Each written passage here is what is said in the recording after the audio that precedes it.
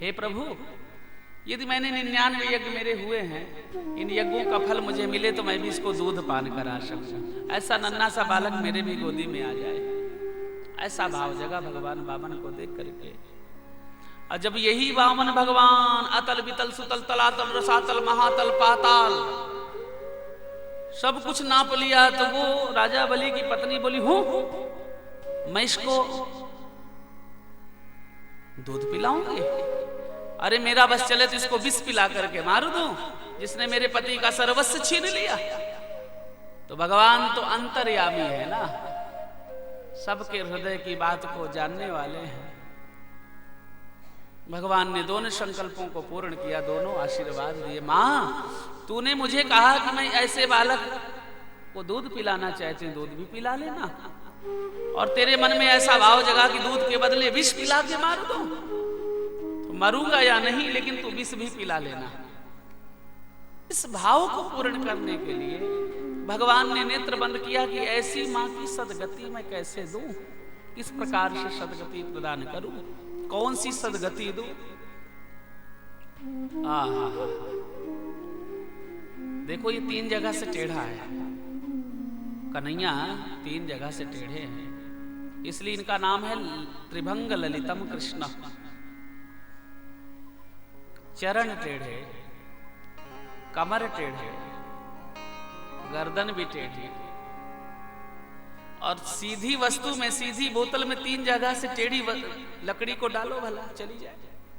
नहीं जाती। पहले तो जाएगी, नहीं जाएगी तो फिर उस बोतल को फोड़ना पड़ेगा तब निकलेगी।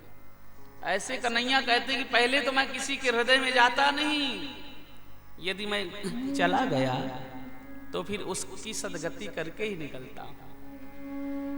ऐसा भगवान का अपना वचन है। और मेरे राम जी जो हैं वो दोनों का निर्वाह करते हैं। कन्हैया तो केवल सीधी बंसी का निर्वाह करते हैं। जिस बंसी, जिसके हृदय में छिद्र हैं, जिस बांस की बंसी के हृदय में छिद्र हैं, उन छिद्रों को भी संजो करके रखते हो। सुंदर सुंदर माधुर्य राग रागनियों के माध्यम से संसार जगत को सम्मोहित करते हैं।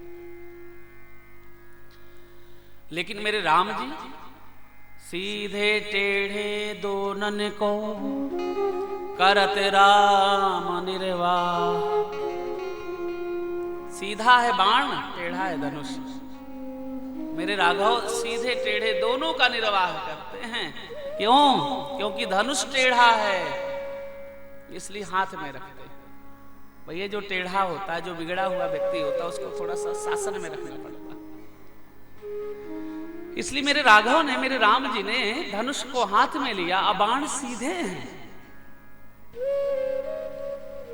इसलिए उन बाणों को कंधे पर धारण किया।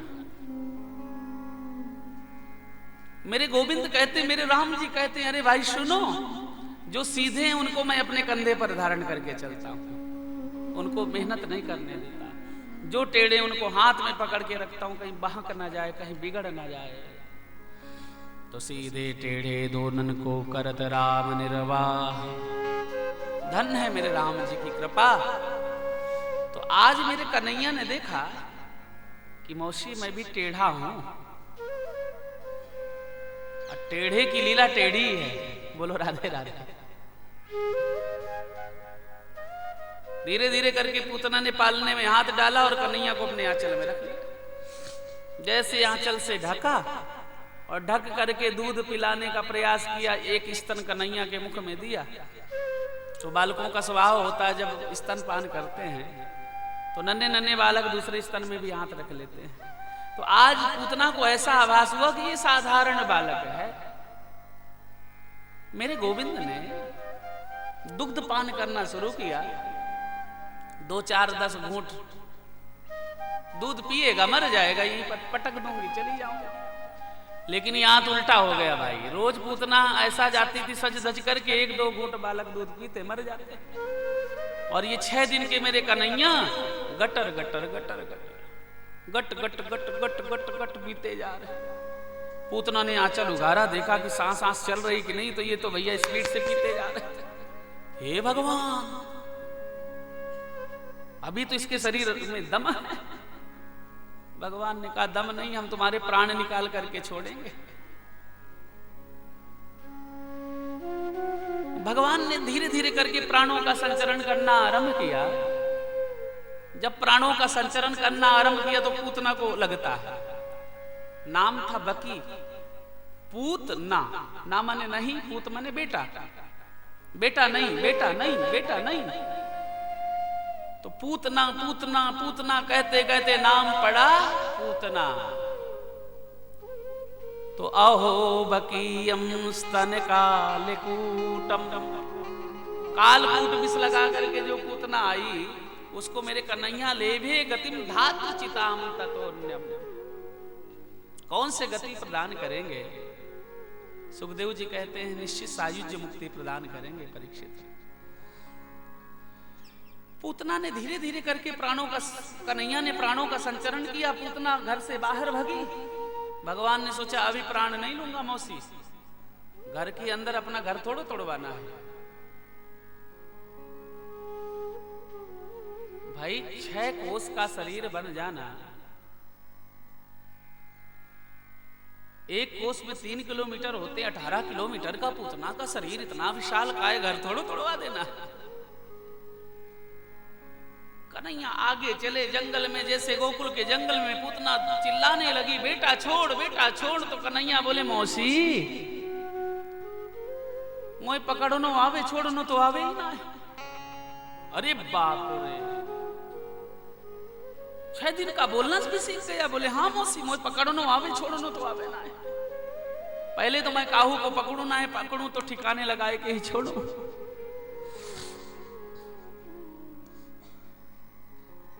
कन्हैया ने प्राणों का संचरण किया, पूतना का शरीर विशालकाय रूप से परिणत हुआ राक्षसी के रूप में। तो सा मुंच मुंचालमिति प्रभासिणी निस्पिंड्यमानाखिल जीव मर्मणि ब्रिवृद्ध नेत्रे चरणौ भुजौ मुहु प्रस्विन्न गात्रा क्षिपतिरुरोदः। ऐसी वो रोने लगी पूतना। भगवान ने कहा रोने से काम नहीं चलेगा, बहुत छोटे छोटे बालक तने मारे। सा मुंच मुंचालमिति प्रभासिनी निस्पिंड्यमाना अखिल जीव मर्मणि, अखिल संसार के नियंता मेरे नारायण बाल रूप से पूतना का उद्धार किया। यशोदा जब रसोई के कार्य को संभाल करके आई कि जो बहना आई उसको मैं कुछ भोजन कराऊं, तो न तो लाल न तो पालने में लाला है न वो सखी है। ललिता विशाखा नाम की सखियों को बुलाया, अरे बहना तने मेरे लाला को देखो का? सखियां बोली अरे यशोदा हमने तो तेरे लाला को ना देखो। मेरे लाला को कौन ले गयो? पालने से विह्वल हो गई यशोदा, तड़पने लगी। समस्त सखियां जंगल की तरफ दौड़ी, देखा तो विशाल काय राक्षसी का रूप, उनके वक्षस्थल पर कन्हैया खेल रहे थे। आहा, सखियां नहीं डरी कि राक्षसी है, क्योंकि लक्ष्य था कृष्ण प्राप्ति। दौड़ती हुई गई, कन्हैया को ले आई और लेकर के सीधा गौशाला पहुंची। माताओं का प्रेम अलग होता है, इनका वात्सल्य पुराण ही अलग है। बोलो राधे राधे। ये 18 पुराण से अलग पुराण है, भाव का समागम है। जैसे यशोदा ने देखा कि आज मेरे लाला को राक्षस ने स्पर्श कर लिया, तो गौशाला गई और गौशाला में गौ की पूंछ से लाला को झाड़ा लगाती है कि इंद्रियाणि हृषिकेशः प्राणान्नारायणोऽवतु श्वेतदीपोपचित्तं मनो योगेश्वरोऽवतु। इंद्रियाणी ऋषिकेश, गाय के पूंछ में बहुत बड़ी शक्ति है, इसलिए भगवान की आरती भी होती तो गौ के चमर को डिला करके आरती होती है। भगवान की आरती भी होती है तो गौ के चमर के द्वारा आरती होती है, उसमें गौ के पूंछ के बाल ही होते हैं। आज यशोदा ने झाड़ा लगाया कि मेरे लाला की इंद्रियों की रक्षा ऋषिकेश भगवान करें, नारायणो वतु, और मेरे कन्हैया की प्राणों की रक्षा नारायण भगवान करें। क्योंकि यशोदा नंद भवन में नंद बाबा के जो कुल देवता हैं वो भगवान नारायण ही है। श्वेत दीपोपतिश्चित्तम, चित्त की रक्षा श्वेत दीप में रहने वाले परमात्मा करें। अमनो योगेश्वरो वतु, मन की रक्षा मनसष्टेन्द्रियाणि प्रकृतस्थानि कर्षति, मन की रक्षा भगवान योगेश्वर करे मेरे लाला की। और दौड़ते हुए मेरे कन्हैया की रक्षा क्रीडंतम पातु गोविंद शयानम पातु माधव, दौड़ते हुए मेरे कन्हैया की रक्षा गोविंद करें और सोते हुए मेरे लाला की रक्षा माधव भगवान करें। ऐसा झाड़ा दिया, कन्हैया को दूध पिलाया, पालने में लिटा दिया, कन्हैया सो गए। जब ब्रजवासी ने पूतना के शरीर को जला करके जब खंड खंड यानी शरीर के कई खंड किए और जब उसमें चिताग्नि लगाई गई यानी अग्नि दी गई, तो परीक्षित मानो कि जैसे मलियागिरी चंदन से खुशबू आ रही है, ऐसे उसके चिता से खुशबू आई। परीक्षित ने कहा, गुरुदेव उल्टी गंगा आप बहाते हो। पूतना में ऐसा कौन सा सदगुण था जिसके शरीर से मलियागिरी चंदन जैसी खुशबू आई? पूतना लोक बालग्नि राक्षसी रुधिराशना जिघासयापि हरये स्तनम दत्त्वा कुसंगितम। पूतना लोक बालग्नि, अरे पूतना लोक बालकों की हत्यारन थी, राक्षसी थी, रुधिर से सनी हुई थी, लेकिन उसको मेरे गोविंद ने क्यों सदगति दिया और उसके शरीर से कैसे मलियागिरी चंदन की खुशबू आई? सुखदेव जी ने कहा, परीक्षित जिस जीव को जिस शरीर को जिस को मेरे गोविंद स्पर्श कर लेते, क्या वो अभी भी अपवित्र रह गया? जिसके आंचल पर, जिसकी गोदी में लेट करके मेरे गोविंद ने दुग्ध पान किया हो, लेभे गतिम धातु चिताम ततोन्यम, ऐसी पूतना को वो सदगति प्रदान करी जो यशोदा माँ को बाद में सदगति मिली, वही सदगति आज पूतना को मेरे गोविंद ने दी।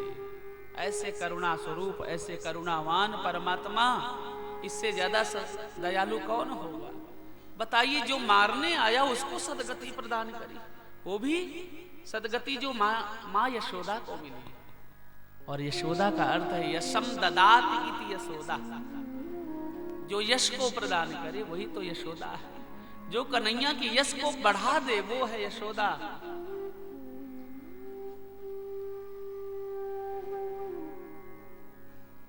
कि जने अवगुण प्रभु माने ना काहू, जने अवगुण प्रभु माने न काहू, दीन बंधुवती मृदुल स्वभाव, दीन बंधु अति मृदुल स्वभाव, कहाँ लगी नाम बड़ाई, कहाँ लगी नाम बड़ाई, राम न सकई नाम गुण गाई, राम न सकहि नाम गुण गाई, राम न सकई नाम गुण गाई, राम न सकहि नाम गुण गाई।